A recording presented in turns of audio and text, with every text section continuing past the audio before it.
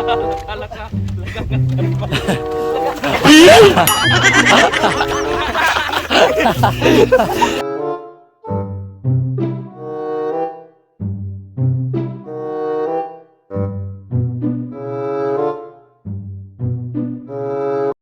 ayan po mga kababayan, good morning po sa atin lahat. Ayan po for today's vlog ay nandito tayo sa gitna ng katubuhan. So kung naalala niyo po si Tatay Marcos ay hahanapin po natin dito. So nabalitaan ko po dito ay nandito po daw. Ayan po, so kung naalala niyo po si Tatay Marcos, ayan po yung tinulungan po namin nila Idol Pugong Biyahero dito po sa Calatagan, Batangas. Nabalitaan ko po ay nandito po daw siya sa Balayan. Ayan, so, pupunta po tayo dito. Sa gitna po ako ng katubuhan. Ayan po ang aking daanan. Ayan. Meron po kasi nagsabi na si Tatay Marcos po ay bumalik na po dito sa Batangas. So dati po kasi ay nung tinulungan po namin siya, bigla po siyang nawala. Yun pala ay umuwi na ng San Andres. Kasi ngayon po ay tagapak na. Ayan. Ay tagtubo, yan. Bumabalik ko dito sa Batangas. Ayan. So, kung liliko ba ako dito o dito? Yan, sisilip tayo dito sa kaliwa. Yan. Sobrang layo po, lawak po ng tubuhan dito sa Batangas. Yan, nandito po kasi lahat halos ng mga tutulungan natin. Ayun. May nakita po akong grupo dito ng mga magapak. Ayun o, baka dito si Tatay Carlos.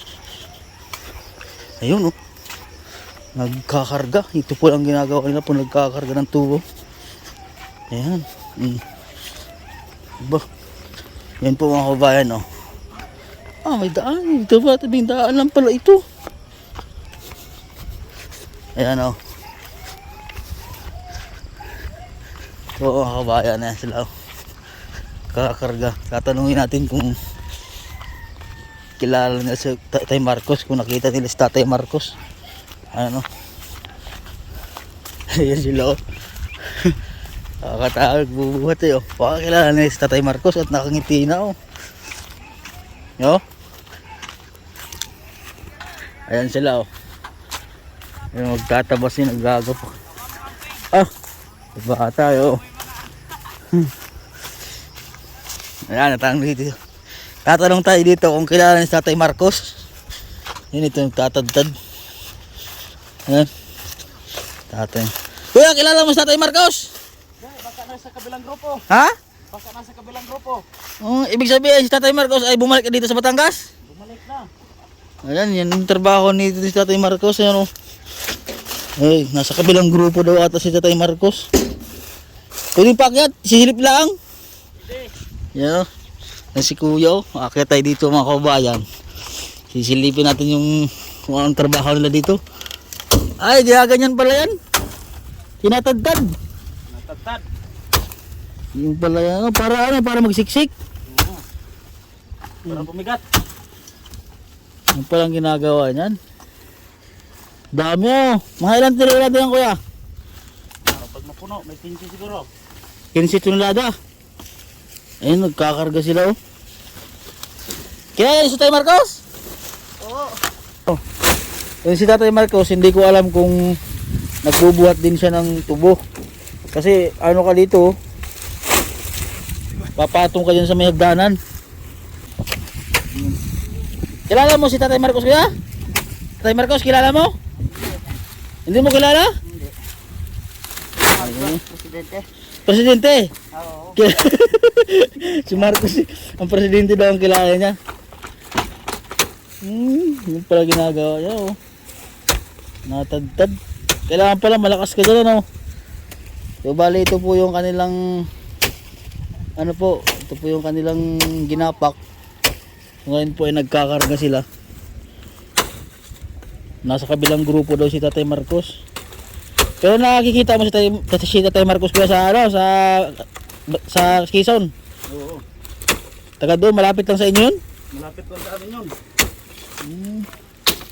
Sinisiksik pa ano.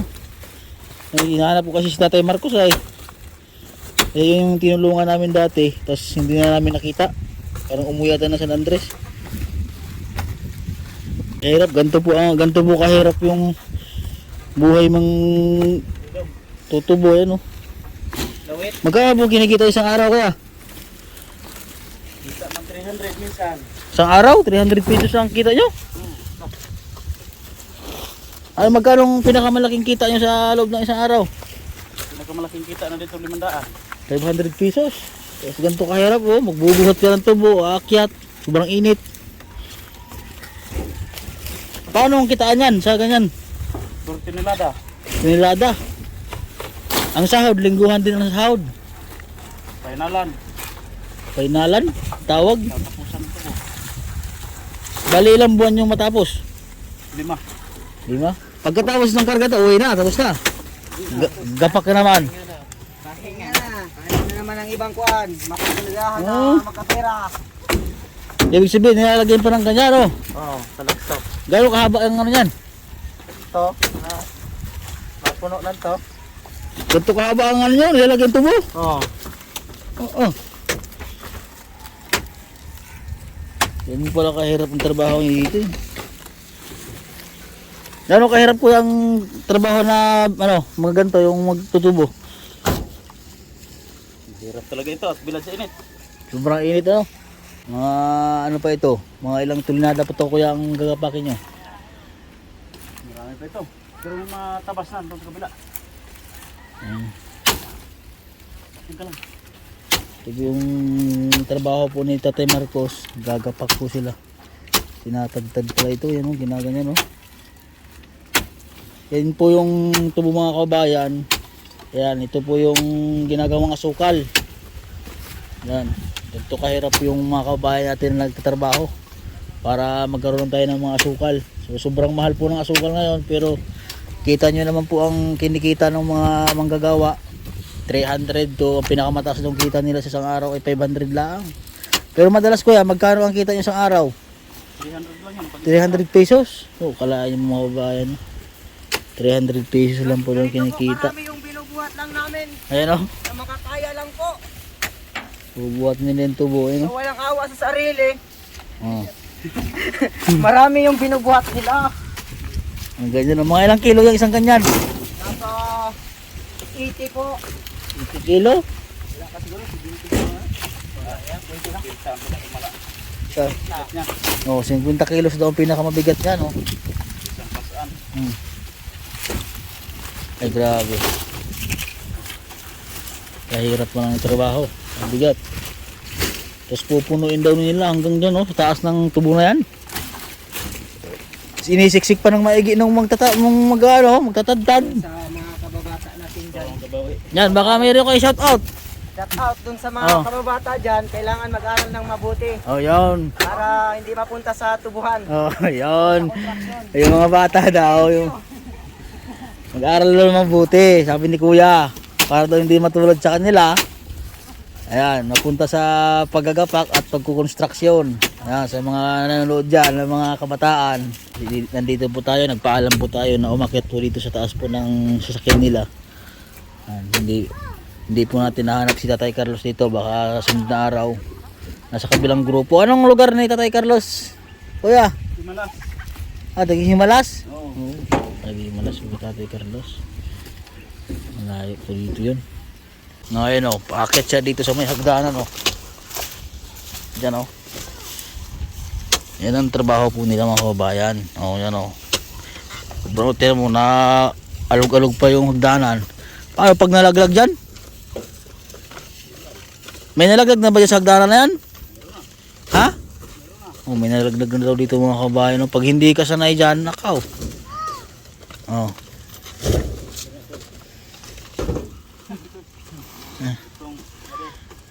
Oh. Dito pa rin. Yan. Ano mapayo sa mga kabataan? Ano mapayo mo sa mga kabataan? Ano daw payo? Ano mapayo? Dali, para siyempre may nanonood dito mga kabataan para gaano kahirap ang trabaho. O, payo muna tayo. Pahinga muna. Payo muna. Ah. Magbuo sa pag-aaral. Yun Ah. lang. Huwag kayong gumaya sa amin. Oo. Ah. Hindi naman sila ganito eh. Kailangan masipag mag-aral. Magsipag. Ayan o, tama. Si Michael, oh. Sa ngalan ng Ama. Meron sa Santo, amen. Ganyan po kahirap mga kabayan ang mga trabador ng paggawa ng mga asukal. Ito yung ginagawang asukal, di ba no? Oh. Yan. Ito sobrang mahal ng asukal, ang mura ng pasahod sa mga nagtatabas ng tubo. Ay, sobrang kawawa naman talaga. Kailangan 1,000 isang tulinada. Bago kitain. Pag 1,000 tonelada, 1,000 tonelada, malaki ang kita nyo doon. Ay, lugi ang kuwan. Ha? May-ari ng Malaki ang kita nyo doon? 10,000. Ayan po mga kabayan, subukan po nating magbuhat ng tubo.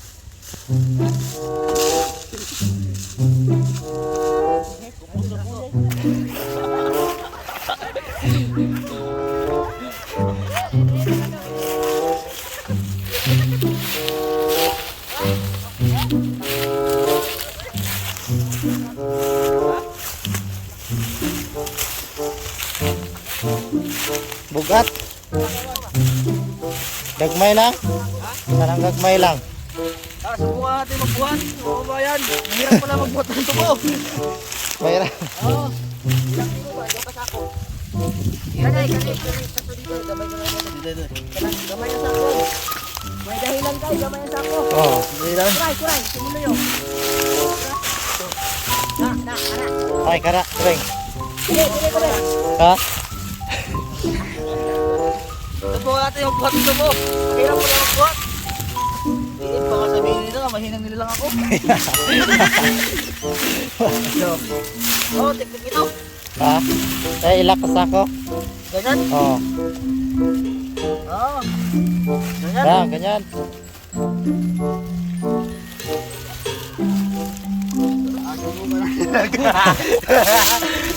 Nasubukan natin yung mga trabaho ng mga tinutulungan natin. Ganyan. Oh, sige. Oh. Okay. Oh. Kaya man pala. Ganda lang.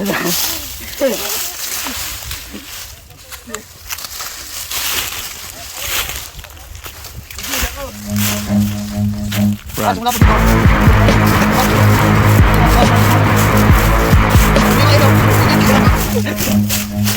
Run.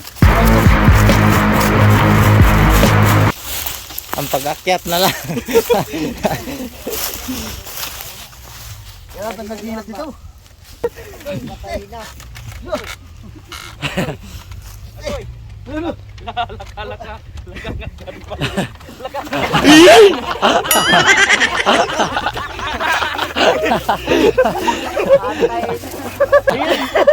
Hirap pala niya.